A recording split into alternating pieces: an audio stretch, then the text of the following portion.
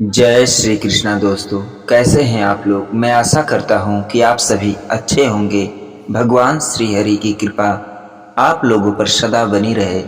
तो दोस्तों, आइए बिना विलंब किए आज की कहानी को हम शुरू करते हैं। आज की कहानी बड़ी ही धार्मिक और मार्मिक है, तो कृपया करके इस कहानी को अंत तक जरूर सुनिएगा। सूर्यपुत्र कर्ण महाभारत का एक बहुत ही खास पात्र था। कर्ण को न केवल उनके पराक्रम बल्कि उनके दानवीर होने के लिए भी आज तक जाना जाता है। ऐसा माना जाता है कि उनसे बड़ा कोई और दानी नहीं हुआ। भगवान कृष्ण खुद भी कर्ण को सबसे बड़ा दानी मानते थे, लेकिन ये बात अर्जुन को पसंद नहीं थी। कर्ण की मृत्यु के समय भगवान कृष्ण के मन में कर्ण की परीक्षा लेने का विचार आया, तो उसकी परीक्षा लेने चले गए। वैसे तो दोस्तों, हम सभी जानते हैं महाभारत कालीन रिश्ते और उनके द्वंद्व, जिसमें छल, ईर्ष्या, विश्वासघात और बदले की भावना का बहुमूल्य है। लेकिन इसी में प्रेम, प्यार, अकेलापन और बलिदान भी है। और जानते हैं कि कर्ण और भगवान श्री कृष्ण के संबंधों को लेकर खास बातें। कुंती पुत्र कर्ण एक महान योद्धा था जो कौरवों की ओर से लड़ा था, किंतु श्री कृष्ण के पिता वासुदेव की बहन और भगवान श्री कृष्ण की बुआ थी कुंती। कुंती का पुत्र होने के कारण कर्ण भगवान श्री कृष्ण का भाई था। कृष्ण के कारण ही कर्ण को अपनी कवच और कुंडल को इंद्र को दान देने पड़े थे। दरअसल श्री कृष्ण ने ही अपनी नीति के तहत इंद्र से कहा था कि तुम ब्राह्मण वेश में कर्ण के द्वार जाओ और उससे दान में कवच और कुंडल मांग लो, क्योंकि यदि महाभारत के युद्ध में कर्ण के पास उसके कवच और कुंडल रहें तो उसे हराना मुश्किल होगा। और इंद्र ने वैसा ही किया। कर्ण, जिन्हें अंगराज कर्ण के नाम से भी जाना जाता था, सूर्यदेव और कुंती के आध्यात्मिक पुत्र होने के बावजूद आजीवन उन्हें सूत पुत्र कर्ण के नाम से ही जाना गया। कर्ण को कभी भी मान सम्मान प्राप्त नहीं हुआ जिसके वे हकदार थे। कर्ण के विषय में यह कहा जाता है कि वे इस संसार के सबसे बड़े दानवीर थे। सूर्य के आशीर्वाद से कर्ण का जन्म एक विशेष कवच और कुंडल धारण कर हुआ था, जिसे पहनकर वे अपने बड़े से बड़े शत्रु को परास्त कर सकते थे। कुरुक्षेत्र के युद्ध के दौरान श्री कृष्ण कर्ण के इस कवच और कुंडल की शक्ति को भली भांति जानते थे। उन्हें पता था कि जब तक कर्ण की देह उनसे रक्षित रहेगी, उसे हरा पाना संभव नहीं है। इसके समाधान हेतु उन्होंने इंद्रदेव को यह आदेश दिया कि वे कर्ण से वे कुंडल और कवच हासिल करें। इंद्रदेव एक ब्राह्मण का रूप धारण कर कर्ण के पास पहुंचे, उनसे वहां कवच और कुंडल दान में मांगे। इंद्रदेव की इस चाल को जानते हुए भी कर्ण ने सूर्य के आशीर्वाद को अपनी देह से अलग कर ब्राह्मण के रूप में आए इंद्रदेव को सौंप दिए। इस घटना के बाद से उन्हें दानवीर कर्ण के नाम से जाना जाने लगा।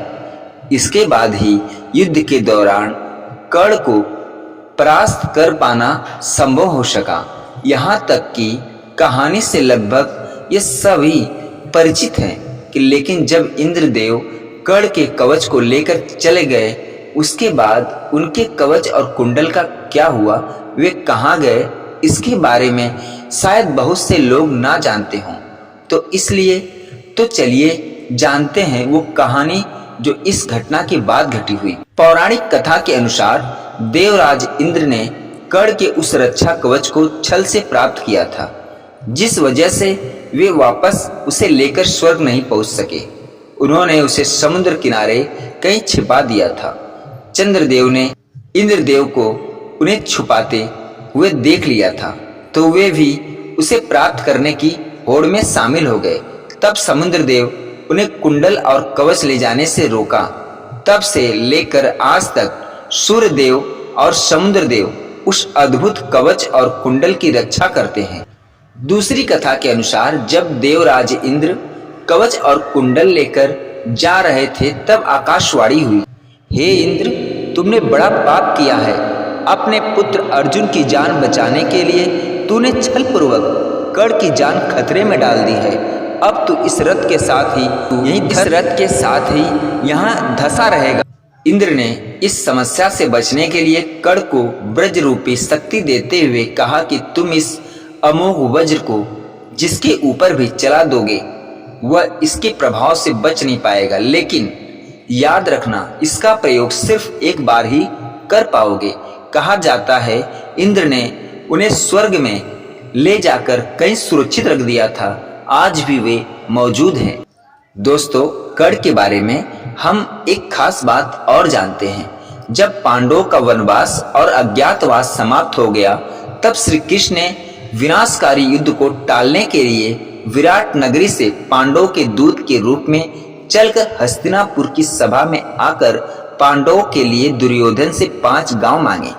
लेकिन जब दुर्योधन ने कह दिया कि बिना युद्ध के तो सुई की नोक के बराबर भी भूमि नहीं दी जाएगी, तो श्री कृष्ण युद्ध को अवश्य भावी मानकर वापिस चल दिए।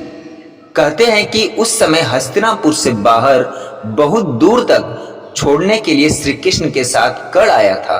उस एकांत में श्री कृष्ण ने कर्ण को बता दिया था कि वह कुंती का ज्येष्ठ पुत्र है। यह सुनकर कर्ण के पैरों के नीचे से जमीन खिसक गई थी। वह अवाक रह गया था। श्री कृष्ण ने एक बार फिर कहा, हे कर्ण, तुम कुंती के ज्येष्ठ पुत्र हो और तुम्हारे पिता सूर्यदेव है, इसलिए तुम्हें युद्ध में पांडवों का साथ देना चाहिए। कर्ण को इस सत्य का पता चला तो नीतिमर्ज्ञ कर्ण ने तब नीतिकार कृष्ण को जो कुछ कहा था वो बड़ा ही मार्मिक है और उस दानवीर के प्रति श्रद्धा का भाव पैदा करने वाला है। कर्ण ने कहा, हे मधुसूदन, मेरे और आपके बीच में जो ये गुप्त मंत्राणा हुई है इसे आप मेरे और अपने बीच तक ही रखें, क्योंकि यदि जितेंद्रिय धर्माज राजा युधिष्ठिर यदि यह जान लेंगे कि मैं कुंती का बड़ा पुत्र हूं तो वे राज ग्रहण नहीं करेंगे। कर्ण ने आगे कहा था कि उस अवस्था में मैं उस समृद्धिशाली विशाल राज्य को पाकर भी दुर्योधन को ही सौंप दूंगा। मेरी भी यही कामना है कि इस भूमंडल के शासक युधिष्ठिर ही बने। युद्ध के 17वें दिन शैल को कर्ण का सारथी बनाया गया। उस दिन कर्ण तथा अर्जुन के मध्य भयंकर युद्ध होता है। युद्ध के दौरान श्री कृष्ण अपने रथ को उस ओर ले जाते हैं जहां पास में ही दलदल होता है। कर्ण का सारथी यह देख नहीं पाता है और उसके रथ का एक पहिया दलदल में फंस जाता है। रथ के फंसे हुए पहियों को कर्ण निकालने का प्रयास करते हैं। इसी मौके का लाभ उठाने के लिए श्री कृष्ण अर्जुन से तीर चलाने को कहते हैं। बड़े ही बेमन से अर्जुन असहाय अवस्था में कर्ण का वध कर देता है।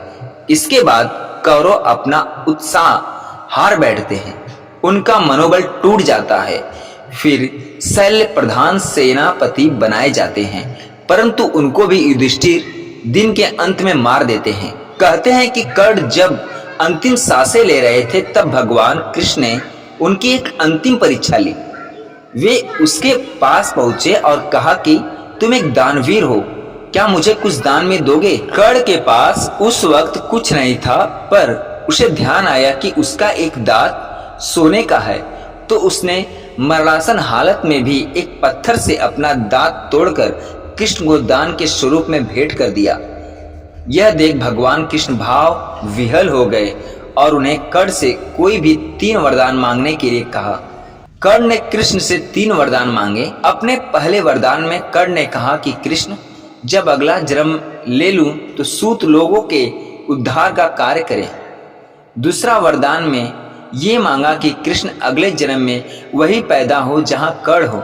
इसके बाद तीसरा वरदान कर्ण ने ये मांगा कि उनका अंतिम संस्कार ऐसी जगह किया जाए जहां कोई पाप ना हुआ हो। इसी वजह से कृष्ण ने कर्ण का अंतिम संस्कार अपने हाथों के ऊपर किया था। तो दोस्तों, ये थी भगवान श्री कृष्ण और कर्ण की कहानी। तो दोस्तों, ये कहानी कैसी लगी कमेंट में जरूर बताइएगा। अगर कहानी अच्छी लगी हो तो भक्त वत्सल भगवान श्री कृष्ण के लिए चैनल को लाइक शेयर सब्सक्राइब जरूर करिएगा। पूरा वीडियो देखने और सुनने के लिए धन्यवाद।